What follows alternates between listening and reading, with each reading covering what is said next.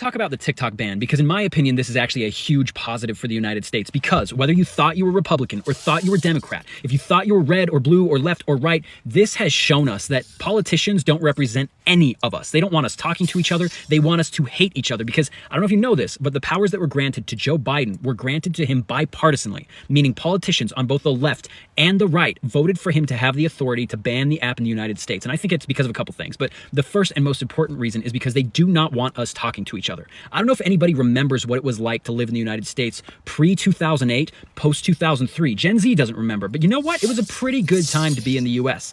After 2008, politicians, universities, and the media taught us all how to hate each other again. I'm getting tongue-tied here, but basically what happened is 2008 was the financial collapse. And after the financial collapse, we all looked around and we were like, wait a minute. The people that caused this financial crisis, that cost people their homes, their families in some cases, and in some cases their lives, the people that caused it, the Wall Street elites, they got bailed out by US taxpayers and the government. Nobody there went to jail. So we all looked around and we were like, what the fuck? Like, what is this? And so a movement started called Occupy Wall Street, and it made a lot of sense. It wasn't about eating the rich. It wasn't about becoming a communist country. At the beginning, it made a lot of sense. It was about like, okay, where's the government? The government's supposed to protect the people from these sharks on Wall Street, but they're in bed with them. But almost immediately, Occupy Wall Street got co-opted by blue-haired hippies who just screamed nonsense and took dumps on cop cars. And you can't take a movement like that seriously. So we didn't, and we forgot about it. And almost immediately after that, something happened in the United States that's been going on ever since. The US got hollowed out like Swiss cheese through identity politics, and we all were divided into these camps that by definition had to hate the other people. We haven't been able to get along since then. And one day we wake up and inflation is through the roof. You can't afford to put a roof over your head, even if you're working 3 jobs.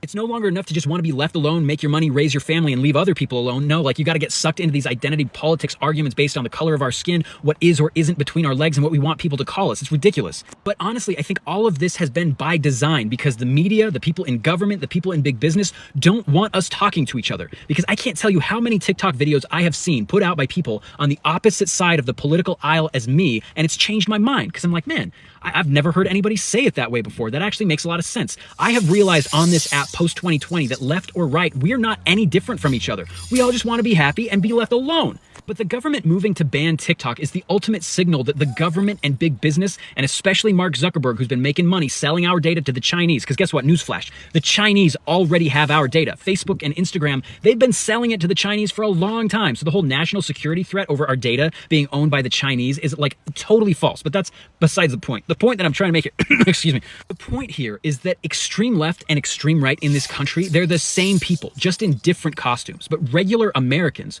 we could all get along if we were just able to talk to each other. TikTok, ironically, because it's owned by the Chinese, is the only app in the United States where we can do that.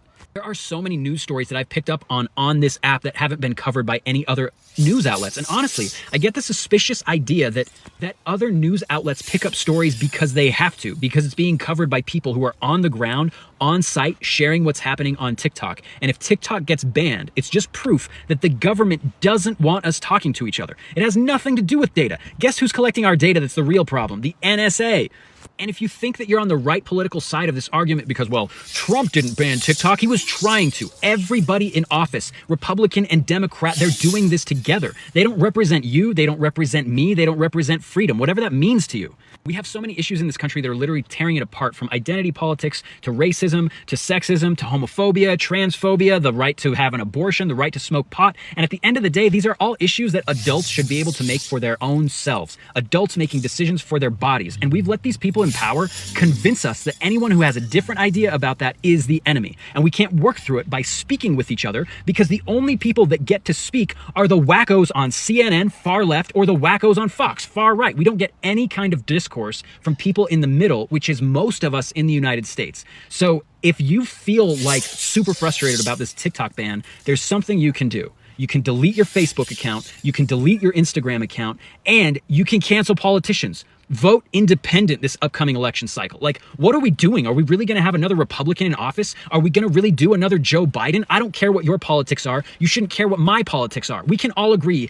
that the last 8 years have been a shit show in the United States, and we've had both left and right in office, and we keep moving the same direction. Left foot forward, right foot forward, and it doesn't get any better for anyone except for the people that are already at the top. And they're the ones that are pushing for this TikTok ban. And that should tell you something about what this means for all of us and whose interests politicians actually have at heart. Think about it.